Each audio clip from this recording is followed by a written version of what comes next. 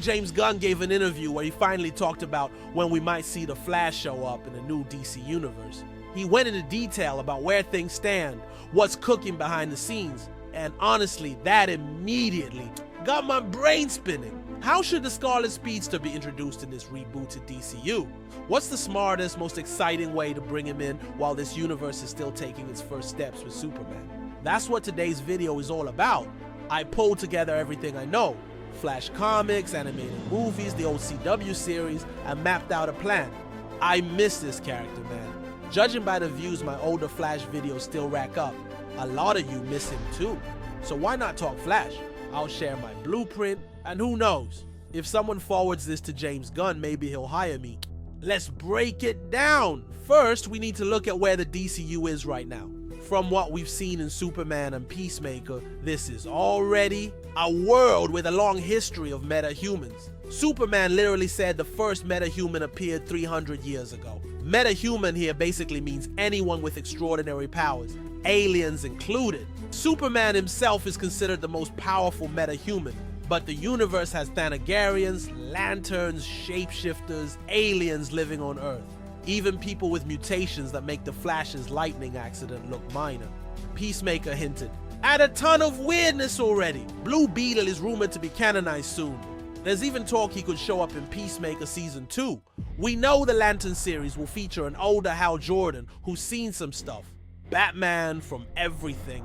Gunn has said will also be older and more seasoned.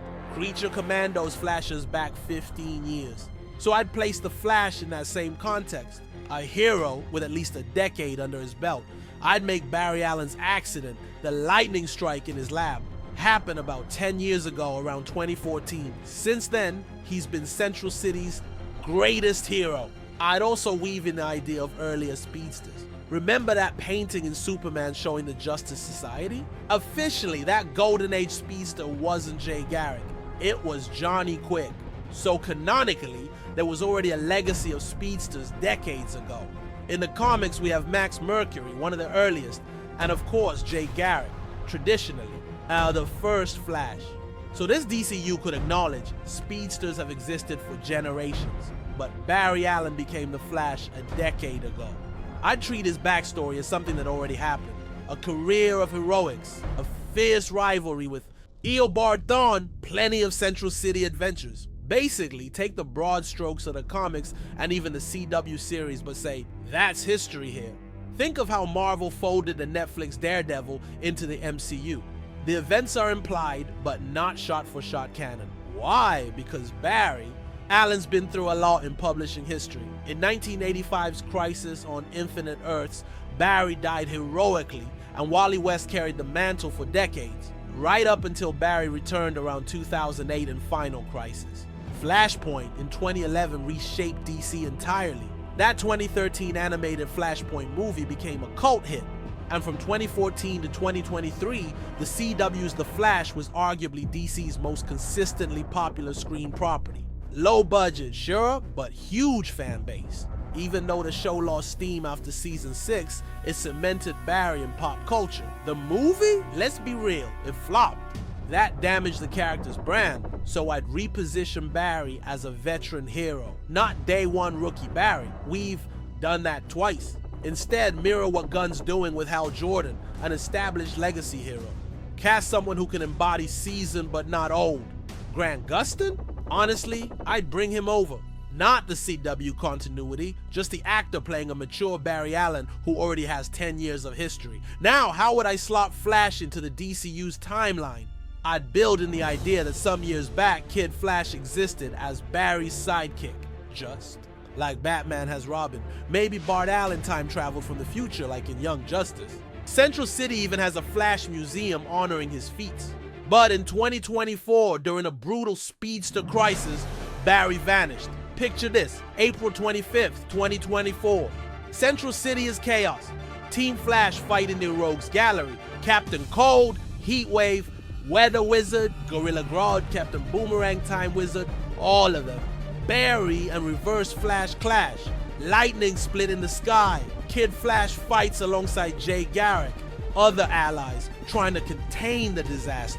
In the final showdown, Barry and Eobard push their powers past the limit, blinding light, a deafening crack, and Barry disappears, no body, just gone. From that day forward, Wally West carries the mantle. By 2027, when a Flash project finally drops, the world knows Wally as the Flash. But the legend of Barry Allen looms large. Wally openly admits, "I'm not the original. Barry vanished saving this city." That mystery builds intrigue. I'd have Wally show up across the DCU first. Maybe a cameo in Lantern Season 2, maybe a scene in Superman Man of Tomorrow. Small moments, building audience connection. He's like Barry was in Arrow Season 2, popping in before his own spotlight. Let people warm to Wally, love him, then the solo Flash film dives deep. My dream storyline, adapt an idea from Batman, the brave and the bold. I think Season 2, Episode 11. Batman heads to Central City chasing a villain, meets Wally and Jay Garrick. They reveal Barry vanished mid-battle with Reverse Flash, running so fast that even they couldn't follow. Wally's been haunted by seeing Barry's ghost, visions, echoes. Batman, or maybe another League hero, sees the same phenomenon. They trace Barry to the 31st century. There, they discover Reverse Flash has enslaved Barry, siphoning his speed to build an army of temporal speed demons and rule a dystopian future. Barry's trapped, beard grown out, exhausted, forced to run, endlessly in a containment chamber like Zoom's lair from the Flash Season 2. Wally and Jay must free him, defeat Thawne, and restore the timeline. Imagine the visuals, time portals, shattered skylines, future tech. Wally grapples with guilt. I inherited a name, but never truly replaced my mentor. By the finale, Barry is rescued. The two Flashes unite, maybe even run alongside Jay. Reverse Flash's obsession is fully explained. Hatred rooted in envy, resentment, that tragic backstory. And finally, the truth. He killed Nora Allen. He orchestrated Barry's trauma on his vendetta spans centuries. That's the emotional core missing from the recent Flash film. Flashpoint without Reverse Flash is like the Killing Joke without Joker. The villain defines the hero's arc. This future set epic could deliver everything the fandom's been craving. Speedster mythology, legacy, multi-generational teamwork, and Eobard Thawne as a truly terrifying nemesis. Cast-wise, I'm not married to anyone but Andrew Garfield. People only suggest him because he vaguely resembles Grant Gustin. He's not comic Barry. I'd still bring in Grant or another actor closer to that clean-cut Midwestern vibe. Pair him with a proper red-haired Wally West and lean into legacy. Handled like this, Flash stories don't need another Flashpoint.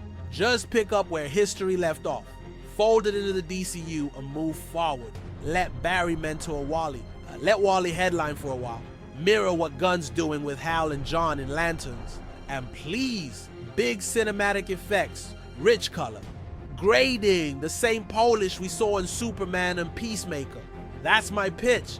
Honor the character's legacy, keep his past intact, and tell a fresh, future-forward story that makes the Flash matter again. Drop your thoughts below. Would you do something different? Would you keep Wally as the primary Flash? Share it with your DC fan friends. Let's get a debate going. And if you haven't yet, subscribe and ring that bell so you don't miss any of our deep dives. Thanks for hanging out. I'll catch you in the next one.